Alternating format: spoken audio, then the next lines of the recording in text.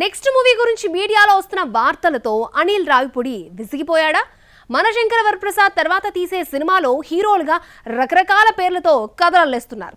Social మీడియాలో ఈ స్పీడ్కి అనిల్ కంగు తిని దండం పెట్టేశాడు.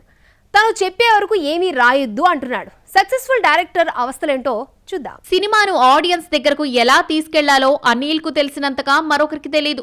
ప్రమోషన్స్ కోసం మీడియాను వాడేసుకోవడంలోనూ ఎక్స్పర్టే. సంక్రాంతికి వస్తున్నాం మనశంకర్ వరప్రసాద్ ప్రమోషన్ లో మీడియా రోల్ కూడా పెద్దదే. అయితే తనకు బాగా ఉపయోగపడిన మీడియానే ప్రస్తుతం అనిల్ కు పెద్ద తలనొప్పిగా మారింది. మనశంకర్ వరప్రసాద్ తర్వాత అనిల్ వెంకీతో సినిమా ప్లాన్ చేస్తున్నాడు. ఇందులో మరో హీరో ఉంటాడని, ఫహద్ ఫాసిల్ ఓకే అయ్యాడంటూ వార్తలొచ్చాయి.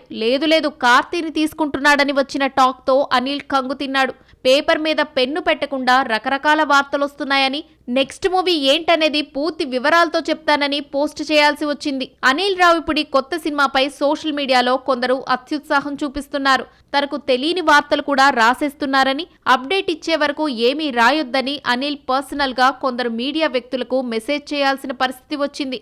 ఒకప్పుడు మీడియాలో తన సినిమాల వార్తలు, ప్రమోషన్ కోసం మీడియాను వాడుకున్న అనిల్ ను నెక్స్ట్ మూవీ గురించి ఏమీ రాయొద్దన్న స్టేజ్ కు తీసుకొచ్చారు.